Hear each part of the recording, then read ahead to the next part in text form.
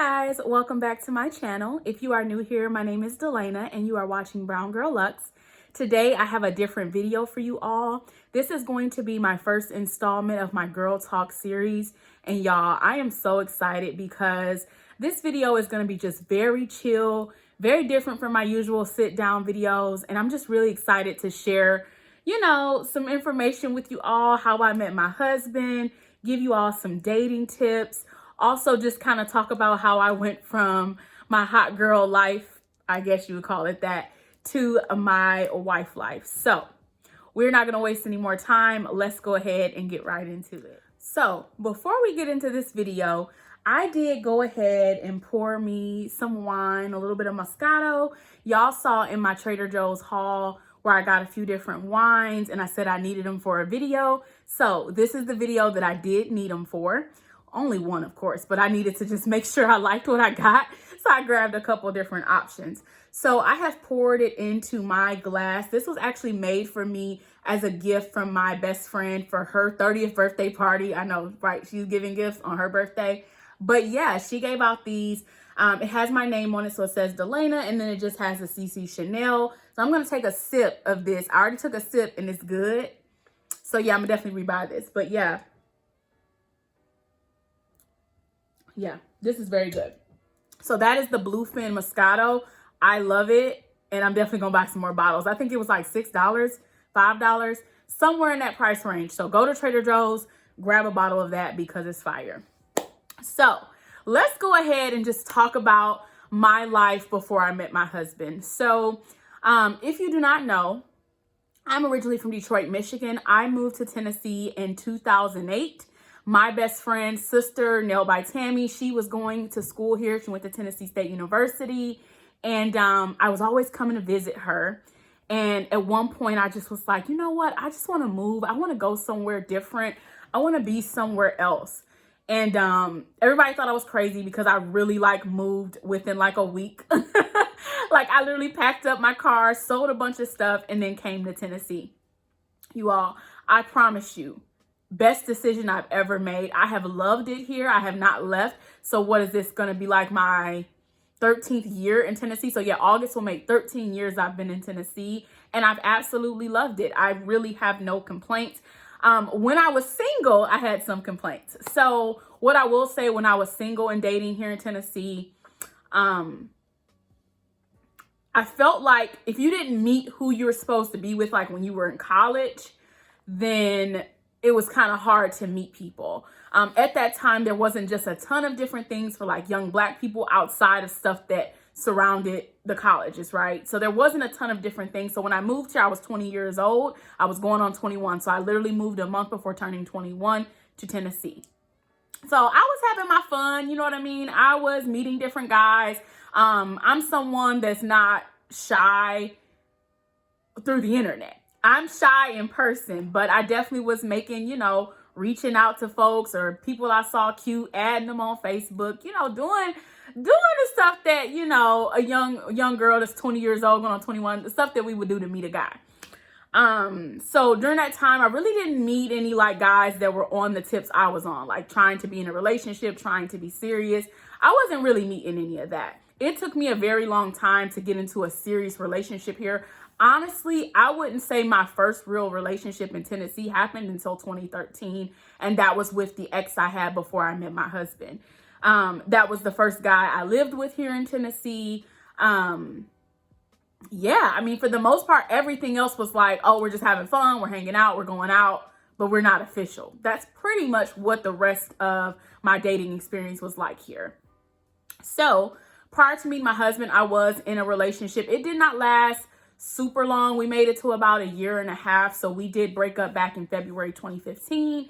And at that time, I thought when we broke up, I was like ready to, you know what I mean? Like start going out, start meeting people, start hanging out and, all of that good stuff. And I really wasn't. I was meeting people. I was meeting men who really were trying to be very serious with me. But because I was still newly single, I was trying to just have fun. I was trying to like go on some dates, get a couple free meals. Because again, I was young. I was under 30, like hey, spend some money on me. That's how I was feeling. But that kind of put me in a position where I was meeting men who were serious. So I was doing like the online dating thing. And pretty much most of those guys were like, I mean, are you trying to be with me or what? And I'm like, well, I don't know. And at that time, I didn't realize that I still had feelings for my ex. We were still kind of sometimes hanging out. So I just hadn't moved on. So I realized at that moment, like, hey, you just need to take some time to be to yourself. And that's one thing I'll tell ladies, when you come out of a relationship, stop jumping from one to another.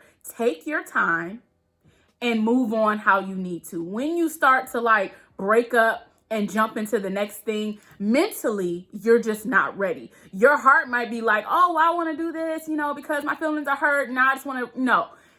Mentally, you're not really ready. And I realized that. I've talked to some of my girlfriends and we've talked about like, how we're going from one relationship to the next. And we're just like, yeah, no, we really weren't ready.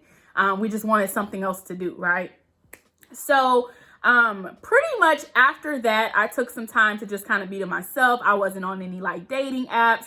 I wasn't like pressed to meet anybody. I was hanging out, definitely like having fun, going on girls trips. That was the same year I went on my first out of the country trip. So I went to Jamaica for my sister's 30th birthday. I was just having fun at that point. I truly was having fun. And then it just started to hit me like, I'm a relationship kind of girl. And, you don't realize that until you're by yourself, like, dang. So I'm a Virgo, so I'm extremely nurturing. I'm extremely like, let me do this for you. Let me take care of you. That's my personality. And so if I'm single, I cannot do that. So I'm not feeling like that fulfillment in that area, right? So that was something for me that was just like, yeah, you pretty much kind of need a boo. So at that point, I got back on dating sites, and y'all, I mean, I had so many horror stories with dating apps that I'm just like, I can't even come up with just one story to tell you all right now, just because I feel like there was just so many scenarios of like shenanigans that I can't even think of one crazy thing right now specifically. Just know I was meeting a bunch of duds, okay? Meaning they were not trying to be serious. They didn't have anything going on, didn't have their own place, didn't have a car, all the things at that point that I was requiring in someone. So pretty much, again, just kind of pulled back off the dating sites, took a break and said, girl, don't even worry about it. So still living my best life, still going on trips. I think that same year I went to like Miami for my birthday that September, and I just was having a good time. Definitely, I would say as we were getting to the end of 2016, early 2017, I was definitely kind of like ready for a relationship. So in 2017, I was turning 30 years old, and yeah, I wanted to like feel like I had someone a part of my life. As someone that's an only child, I do have this like space where I love to be a loner, but then I also like to like have someone around, right? So at that point, it was just like, okay, where my husband at? Where is he at? That's really how I started to feel. So I had got back on dating apps, and I had met someone probably like April 2017-ish, right? We were doing cool, hanging out. Everything was cool. He was doing a lot pretty fast. So he was definitely a type of dude that was trying to like, hey, like talk to my family on FaceTime. Hey, do this. And we were going out on a bunch of dates, and it was all seeming cool. He was seeming like he could be someone I could be with long term. And let's pause for a sip because, yeah. Y'all, that Moscato good. That Moscato's good. But yeah, so he was seeming like he could be someone worth my while, but he wasn't. And that's all y'all need to know. He wasn't. It didn't work out. It was a wrap on that. I think we kind of stopped talking. That might have been May-ish or June. So at that point, I was like, okay, I'm done with the dating apps. I'm done. I'm not doing it. I'm over it. So now we're moving into how I met my husband. So one day I was just like, okay, it was getting close to 4th of July. I'm like, okay, dang, it would be nice to have like spent this holiday with someone. Let me get back on Tinder. So I get on Tinder. Hadn't been on there. I had deleted the app, but I did not delete my account. So if you guys know anything about Tinder, if you don't delete your account, then you can get people still swiping on you, right? Even though you're not seeing anything, you still can get people to swipe on you. So I didn't even realize that's what I did, because usually I was the person that was deleting the whole account. But I didn't realize that's what I had did the last time. So when I came on there, I had a few like matches for, I guess, people that I swiped in the past that didn't catch me till later. And then also as I begin to go through and swipe some more, I see that I have a super like. The super like is from my husband, my now husband. And I'm looking at his pictures. I'm like, he doing too much. Like he looking like he might be a bit extra, like he might get on my nerves. I'm just like, I don't know if this is gonna work out. So I'm telling my best friend, I'm like, girl, look at him. Like, what you think? Like, is this? And she was just like, give him a chance. Like, he's cute. Like, it seems like he has some stuff going on for himself. So I went ahead and liked him. And of course, because he had already super liked me, we immediately matched. And I cannot remember who sent the first message. It may have been him. It may have been me. I feel like it was him, just because, like I said, you super liked me. I don't even know if that's a thing anymore on Tinder. If it is, let me know down in the comments. But yeah, so we were conversing, talking. Mind you, the day that we started talking, it might have been like July 1st or July 2nd. That's when we like started having communication. So we're talking, and then like I'm seeing like, okay, he got some stuff going on for himself. He tells me he's a homeowner, tells me what he does for a living. I could tell he had a nice car from his pictures on Tinder. So I'm like, okay, he might be worth something. You know, he might be something. So then we started to, we exchanged phone numbers, and then we started to have conversations from there. After having a few conversations, I'm like, okay, I'm kind of feeling this guy. Even though my initial thoughts was, girl, I don't know about him. I don't know about him. So after a few conversations, I was feeling good about him. So July 4th comes around. So at that point, me and him are having conversations throughout the day. He's texting me on his breaks. I'm talking to him on my lunch breaks. We worked absolute different shifts. He was working second shift at that time. And then, of course, I worked in the morning. So we had to kind of talk to each other on our breaks and our lunches. That's when we were having our conversations. And then, of course, at the end of the night. So July 4th rolls around, and he's like, so, you know, we're having this like family thing today at my house, and, you know, I would love for you to come. And I'm like, I don't know, I'm scared. You know what I mean? Because mind you, we've only been talking 2-3 days at this point. Do I want to go to this man's house and meet family? Like, I don't know. I was very nervous about that. And so I was like, let me talk to my best friend. So I text my best friend, Brandy. I call her up. Hey girl, you know, he invited me over to his family house. Should I go? Like, and then we were on FaceTime, and I could see it was a lot of people. So I'm like, should I go? Like, I don't even know. And she's like, girl, go. And I'm like, okay. So I put on some clothes. I put on something cute, because this was going to be my first time physically meeting him, right? So I put on something cute, because I'm like, I'm going around family, so I want to look appropriate. Nothing like too low cut, nothing like that. I remember just putting on like some shorts. They weren't too short, and like a tank top and like a kimono and some sandals. Very, very chill. Because again, it's like a family cookout. I'm not about to go over here with no heels and, you know, looking like I'm doing the most. And it's my first time meeting you. I'm a girly girl, but girl, I know how to calm and chill down when I need to. So I get over here, I pull up, it's people on the porch. I'm like, oh my God, it's so many people. I'm just in my heart like, this man really invited me over, and he's never met me in person, but he's invited me around his whole dang on family. Like, I mean, I met his grandmother, his mother, his aunt, cousins, nieces. I mean, I met everybody that day. I am very, very friendly. Even though I'm an introvert, I'm extremely friendly. So for me, I was nervous, but I'm very friendly. So I was talkative and all of that good stuff.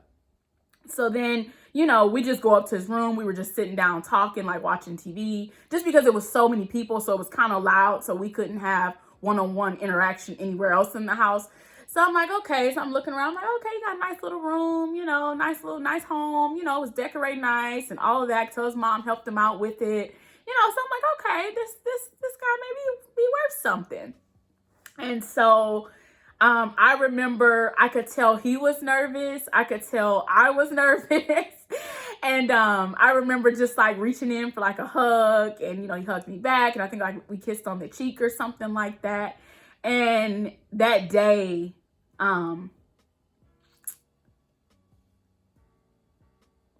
oof,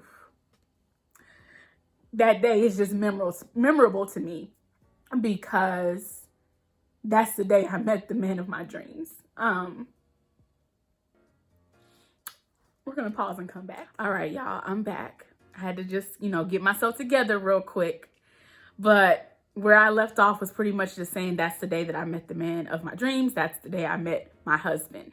In that moment, from the way everything felt, I definitely felt like this was something that could be long term. Did I know exactly was that my husband? I definitely wasn't 100% sure, but I definitely had the thought in my mind, like, wow, I enjoyed his family. I enjoyed the way he interacted with his family. I enjoyed how he treated his mom.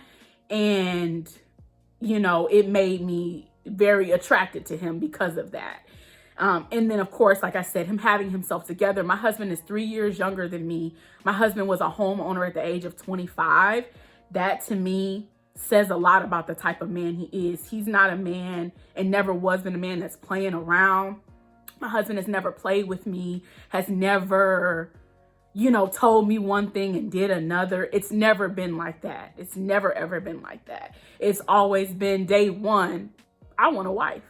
I want someone I can spend my life with. I want someone to have my child. Like, that's what it's been from day one. And what I will say, ladies, is a man that really wants you will literally come and get you. And if they want to be with you, you will know it. There's not going to be any room for questions of, does he want to be with me? Does he like me? It's not going to be any room for that. It's not going to be room for that.